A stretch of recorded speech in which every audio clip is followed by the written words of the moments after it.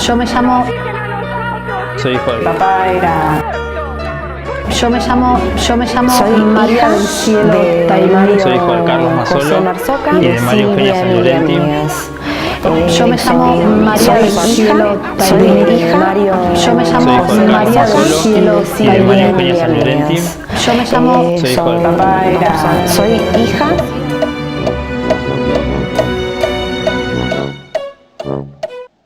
Yo me llamo María del Cielo Tailmite Tonkovic. Soy hija de Mario José Marzoca y de Silvia Emilia Mías. Papá era Edgardo Elvio Caparrós, de acá de Tandil. Mi nombre es Manuel Mazzolo, soy hijo de Carlos Mazzolo y de María Eugenia San Llorenti. Vivimos todo el 76, casi todo el 76 allá, fines del 75 y todo el 76, en la más absoluta clandestinidad.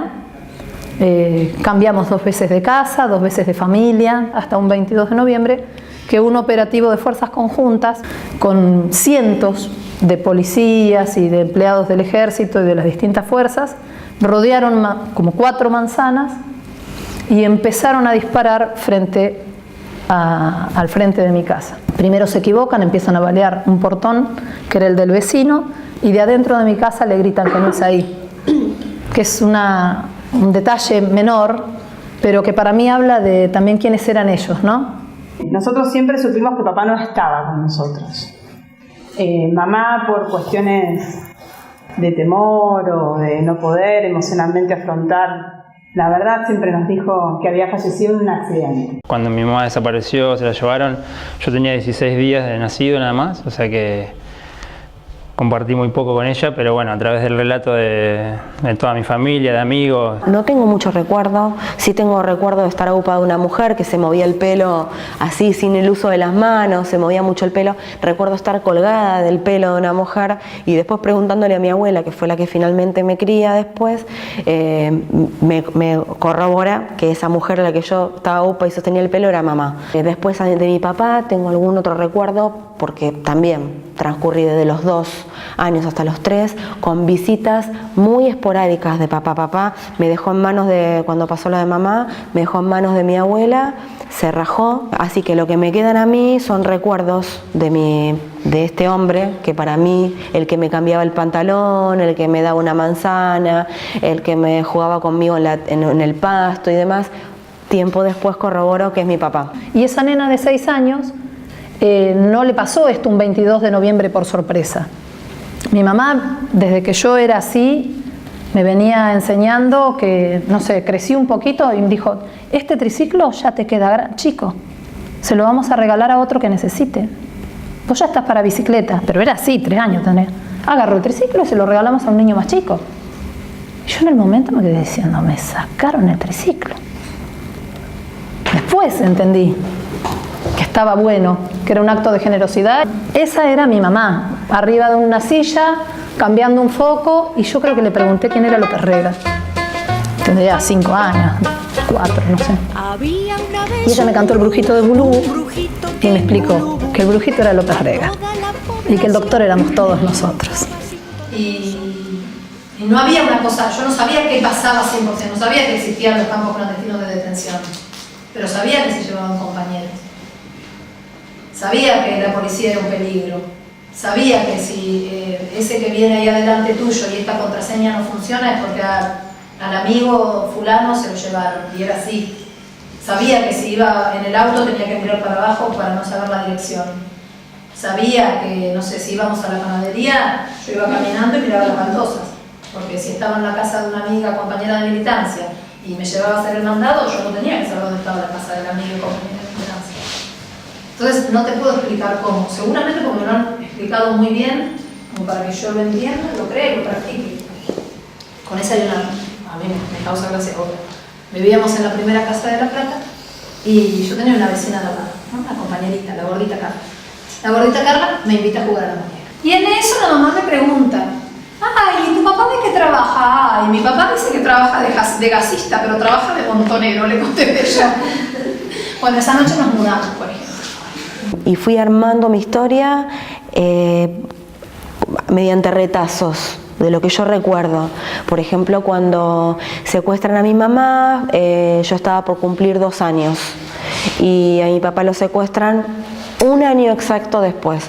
Yo preguntaba mucho por mi mamá, más que nada. Me decían que ellos se habían ido en un viaje y que iban a volver, que me quedara tranquila de que ellos iban a volver de ese viaje y que cuando yo escuchara un avión tenía que estar atenta porque en ese avión ellos iban a volver y me iban a traer un montón de regalos. Y bueno, terminaron en lo que fue la agrupación Montoneros, con mamá también, siendo militante, que también un poco del silencio de mamá era porque ella, blanqueando la situación de papá, tenía que justificar un poco su misma militancia, cosa que nosotros no lo supimos a ciencia cierta hasta que no tuvimos la valentía de ir a la CONADEP. ¿Te acordás que fuimos a ver el librito de la CONADEP y decía el testimonio: se le secuestró a María del Carmen Olaiz una pistola calibre número 22? Y nos miramos así como diciendo: mamá, pero no, si mamá trabaja, no sé qué. Bueno,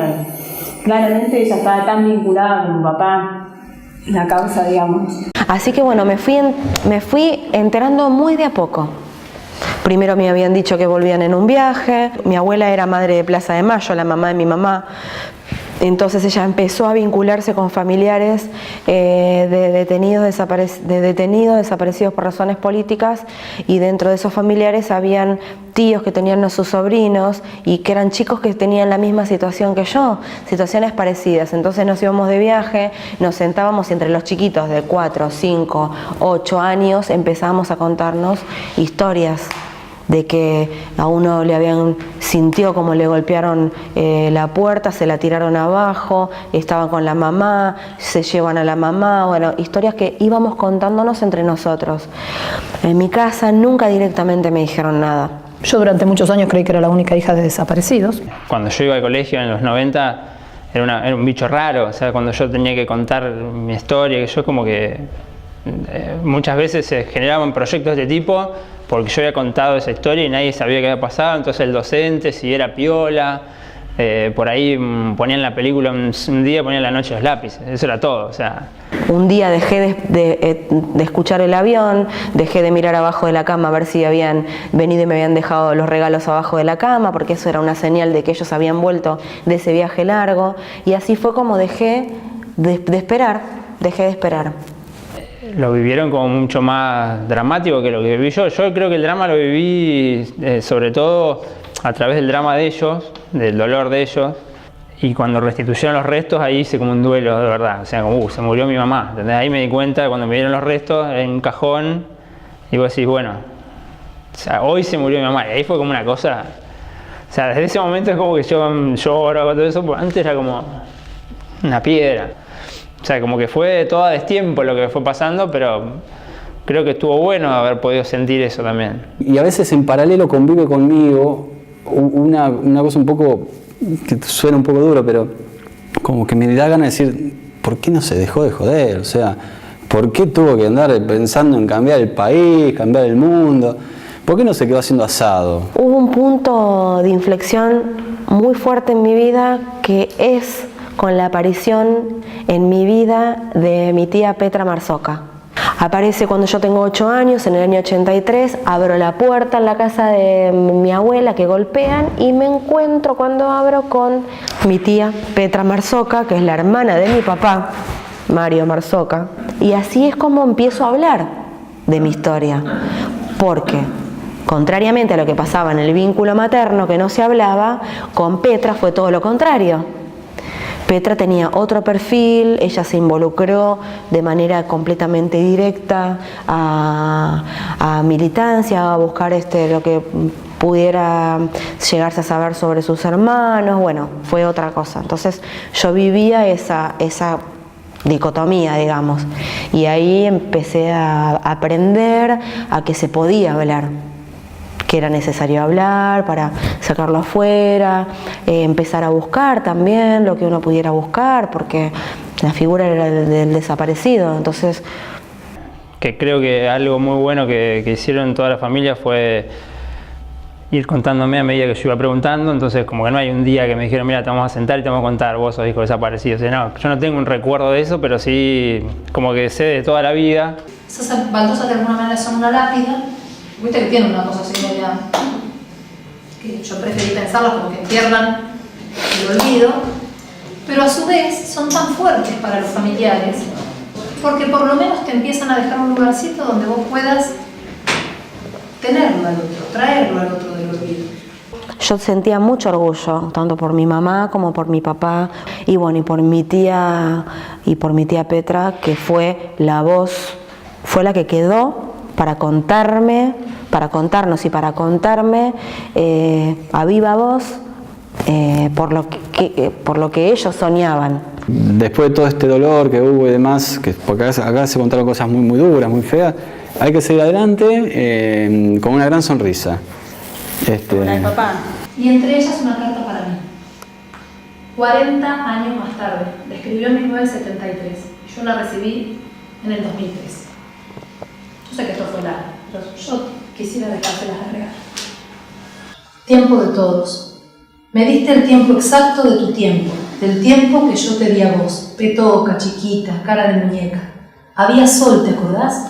Había un sol redondo como una torta rusa y una canción de protesta en el Winco que parecía el mensaje de la estampa del Che, que con sus ojos de argentino nos miraba desde la pared de nuestra pieza.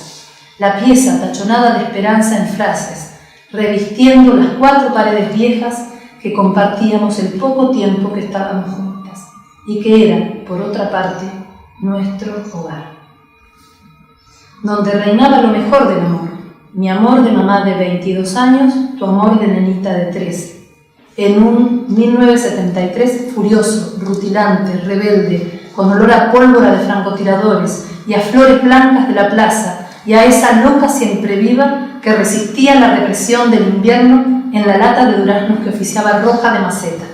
Me diste el tiempo exacto, ojos de caramelo, cuando te apersonaste violentamente, irrumpiendo en nuestro hogar 4x4, y no era un compás de tango para decirme: mamá, me huele la manito. ¿Qué te pasa, Petoca? Me caí jugando con Pablo. Bueno, esperá, enseguida te atiendo. Esos enseguida que se demoraban y ese esperar siempre se nos imponía a vos y a mí. Esperar. Se imponía en tu mundo semimágico de nena criada en guardería, mientras tu mamá quemaba 8 o 10 horas diarias de sus breves años elaborando correspondencia intimidatoria para los clientes que no pagaban en una distinguida empresa donde ella jugaba a la empleada, produciendo en un día para 10 veces el sueldo que ganaba, si a eso se le puede llamar ganar, porque en realidad era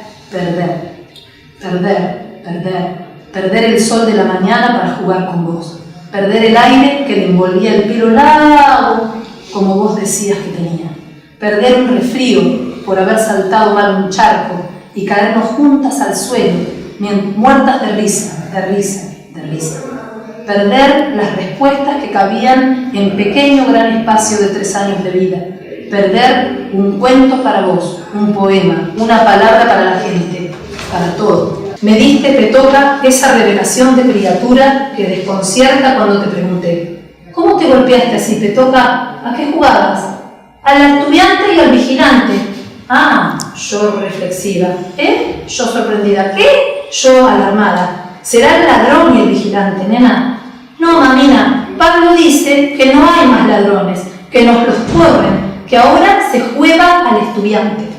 Petoca, chiquita. ¿Qué decís, nariz de poroto? Pablo es un subversivo. Qué bueno, Petoca, te está formando mi nena, mi hija. Yo estoy desconcertada.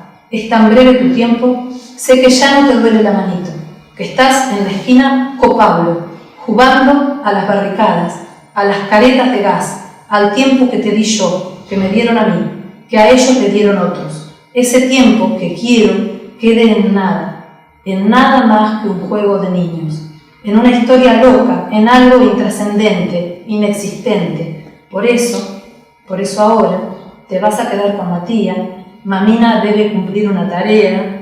No te preocupes, que cuando vos seas grande, esto, el juego, ya no va a ocurrir, porque te confieso, es solo para vos la confesión.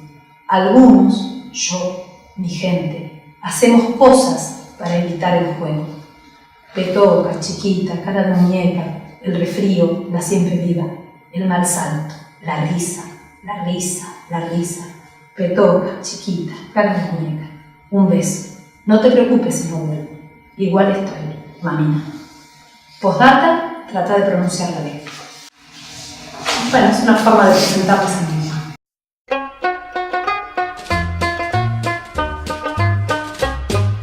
Había una vez un brujito que en Gulubú a toda la población embrujaba sin ton ni son.